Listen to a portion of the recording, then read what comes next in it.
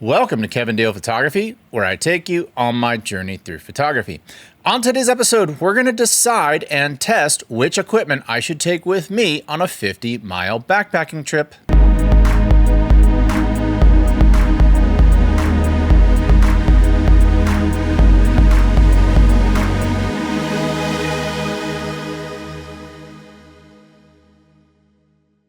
I'm pleased to announce the release of my Capture One and Lightroom presets, Metamorphic Portraits, The Sound of Silver, and Rangefinder. These are all available for purchase at my website. Go to kevindealphotography.com or check out a link in the description below. And now, on to today's episode. Welcome to today's episode. If you're not familiar with Kevin Deal Photography, we do gear reviews, tips, techniques, and tutorials, and sometimes we dive into film. If any of that sounds appealing to you, click the subscribe button below. For all of you who are back to Kevin Deal Photography, welcome back. And for all of you who are here for the first time, welcome to Kevin Deal Photography. At the beginning of every episode, I ask for donations to BIG, which is an organization that helps intellectually disabled adults adapt to jobs in the real world. I also want to thank all of you who donate to my super thanks link. With those donations, I use your money to buy more gear, then do more reviews, and hopefully help you all with your buying decisions. But to the subject of today's episode. Today's episode is going to be a little different. If you're a regular here, you know my usual format. I take a single product, put it through its paces, and tell you what I liked, what I didn't, who should buy it, and who should avoid it.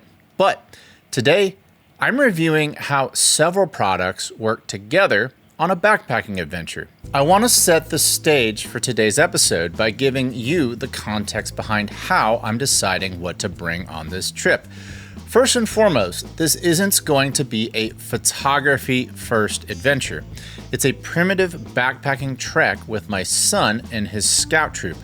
We will be carrying everything: food, water, stoves, a dining fly, tents, bear bags, even our garbage and uneaten food.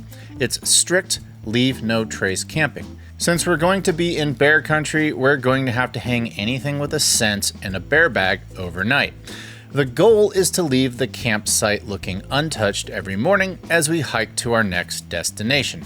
To pull this off, the right backpacking gear has to take priority over camera equipment. There just isn't room in my 70-liter hiking pack for much of anything beyond the essentials. In fact, there isn't room for camera gear in it at all. That said, the landscape we'll be hiking through is absolutely stunning, and as a photographer, I can't imagine not bringing camera gear. So, I need to come up with a plan for this 7-day, 50-mile trek with my son. Let's walk you through what I'm going to choose to bring, and when I get back, I'll let you know what worked and what didn't work so you can apply my experiences to your own planning. The most important decision of this trip is which camera system to take. So, here's the cameras that I own. The Fuji GFX 100S, the Canon R5 Mark II, the Canon R8, the Lumix S9, the Fuji X-H2, the Fuji X-E2, and a Fuji X100VI. Let's narrow it down. If this were a photography-focused trip with plenty of space in my pack, the Fuji GFX 100S would be the clear winner. It features a 102 megapixel 33x44 medium format sensor. It's built for landscapes.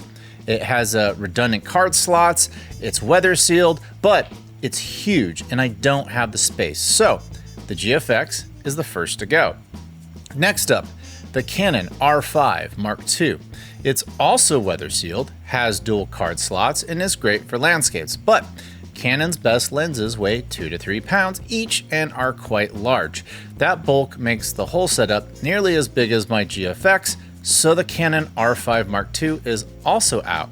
Once again, if this were a photography first trip, I'd consider it more, but it's not, so it's gone. The Canon R8 has a smaller body, but I would still need those oversized Canon L lenses to get the image quality I want.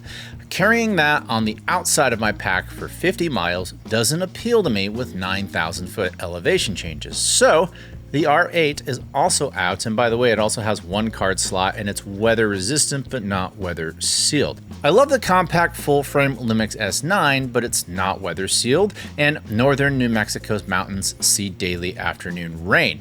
It also only features one single card slot, so if the card gets corrupted out in the wilderness, my entire vacation photos will be cooked.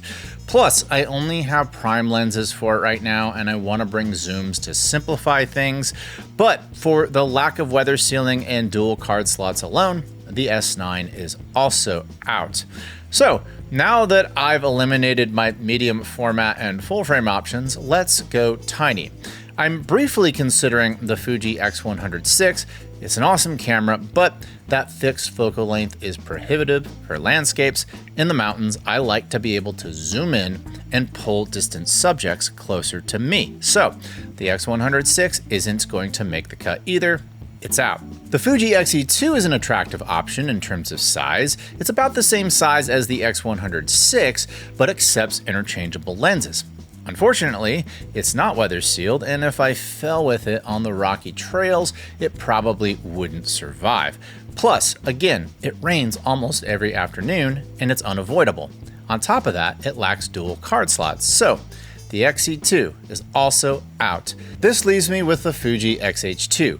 It's weather sealed, rugged, it has redundant card slots, and while it doesn't match the breathtaking dynamic range of the GFX 100S, it uses the same film simulations and gets close enough, all in a much smaller package. My pictures will be mainly taken during the day in good lighting, so the limitations of an APS-C sensor are not going to be a huge concern. And during sunrise and sunset, I can always do bracketed HDR shooting if I feel the need to make up some of the dynamic range differences between the X-H2 and my GFX. So for this trip, I will pack the Fuji X-H2 with 3 lenses: the Tamron 17-70 f2.8, the Fuji 70-300 f4 to f5.6, and the Fuji XF 8mm f3.5. I feel like these 3 lenses will cover all the focal range that I need, but I guess we'll find out. On the subject of cards, for this trek, I decided to bring today's sponsor, ProGrade. For this trek, I will be taking both the ProGrade 400GB CF Express Type B card and the 128GB UHS-2 V90 SD card, and using them with the new stackable magnetic readers upon my return. We can recap how they performed at the end of today's episode. For carrying the equipment, I am deciding on the Nomadic McKinnon 21-liter cube convertible portable camera bag to hold 2 lenses, 4 batteries, a K&F 3-in-1 filter, an Allen wrench, and my charger. I stored a DC brick elsewhere in my main backpack. My plan is to use a couple of carabiner clips to attach the McKinnon bag to my main pack, then detach it at camp, expand it out, and use it as a day pack for side hikes where I want to travel more light. As for carrying the camera itself, I'm going with my trusty Peak Designs capture clip to attach the X-H2 to my shoulder strap. And even though the X-H2 and lenses are weather resistant, I decided at the last minute to invest in a Peak Designs shell, medium size, for that extra protection from the inevitable rain. We'll see if that ends up being a wise decision. So that's what I'm bringing. Now it's time to hit the trail, hike 50 miles through the elements, over 9,000 feet of elevation, and find out what worked, what didn't work, and what lessons I can pass on to you for your own adventures.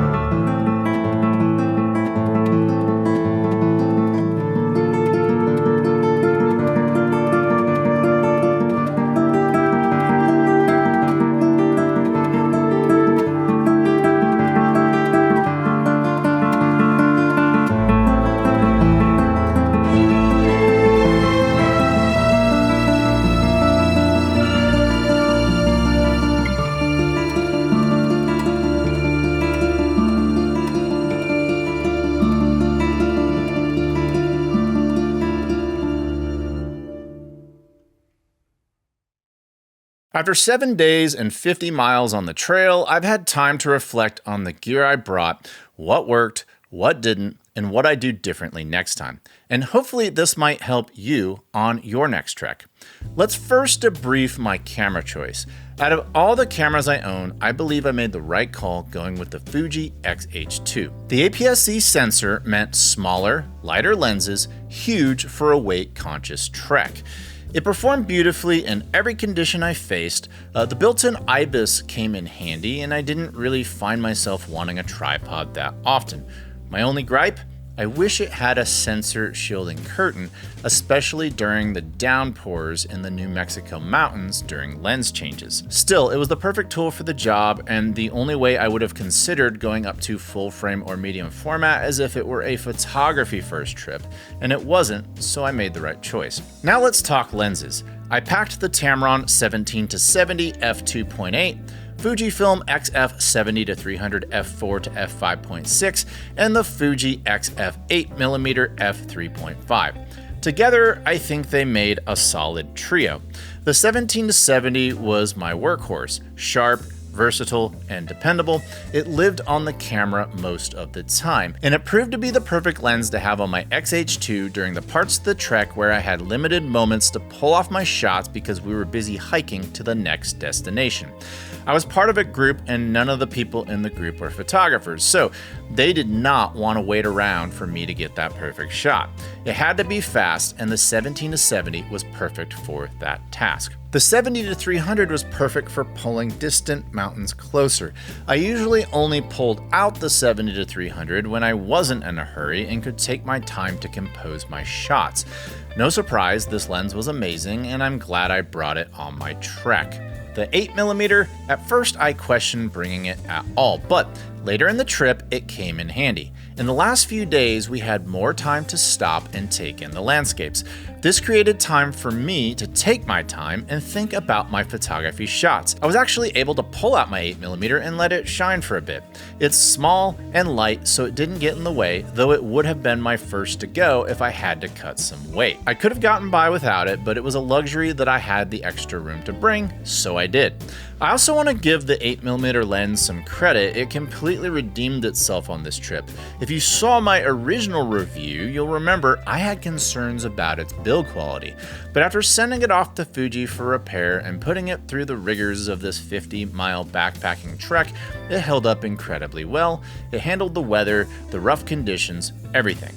If you want to check out my full review, click the card above my shoulder or check out a link in the description below. Just keep in mind, I gave it a second chance and it absolutely redeemed itself. Overall, the three lenses did just fine in the elements, though the zoom ring on the Tamron developed a little residue. Maybe salt, but it kept working fine. I guess I need to run a little bit of alcohol on the rubber ring to make it look new again. Now let's have a discussion about filters and lens hoods. The K&F 3-in-1 filter performed very well, though I didn't use it as often as I should have. It's not ideal for hiking since the adjustment knob makes it hard to leave on. A magnetic filter would have been more practical for a hiking trek. That's definitely a change I'm going to have to make for next time. Having both an ND and a CPL is definitely convenient for a landscape-focused trip, but the setup didn't quite work with the way I had my camera rigged. Since removing the lens hoods to install the filter was a hassle, I often left it in the bag, even when it could have improved the shot. As for the lens hoods themselves, they were a mistake for this kind of trip.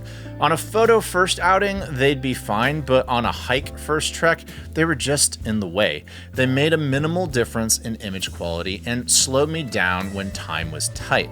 My advice? Leave them at home. When my camera system was in my Peak Designs shell covering, having to turn the hood around from its stored position into the shooting position was kind of awkward and time consuming. Another decision I'd make differently involves my iPhone setup. As a YouTuber, I had plans to record a few segments for this episode using my phone. I own two cases, a standard one and a more elaborate newer cage designed for video, complete with threading and a 67mm K&F filter adapter. It's a pretty solid setup, but I never actually ended up using it. I carried the extra bulk, the entire trip for no reason at all. In hindsight, I should have just brought the lighter case. The only other reason I even packed my phone was for emergencies. It was off 99% of the time, so carrying it in a heavy cage was just a bad call on my part. To save on weight and space, I left my 3-legged thing tripod at home. Since this wasn't a photography first trip, handheld shooting with IBIS covered about 98% of my shots just fine. That said, there were a few moments where a tripod was necessary. I didn't have room for my full-size carbon fiber tripod, but I was able to squeeze a mini tripod with a ball head into the side of my main hiking pack. I'm glad I did. Those 10-second timer selfies with my son wouldn't have been possible without it. I feel like I nailed my card strategy for this trip. I used the ProGrade Iridium 400GB CF Express Type B as my primary card and the Cobalt 128GB SD V90 card as my backup. I never expected to exceed 128GB of usage, but I brought the larger CF Express card just in case. In the end, I only used about 80GB, so I never had to swipe cards at all. It all went according to plan. Once I got home, I used ProGrade's new single-slot CF Express Type B USB 4.0 reader, which they generously provided as a sponsor for this channel. They were in my XH2 the entire time I got dumped on by the monsoon rains of northern New Mexico, and they held up just fine. I'll drop links in the video description if you're interested in checking them out. Let's talk about my carrying system. The Nomadic McKinnon Cube was the perfect camera bag for the trail.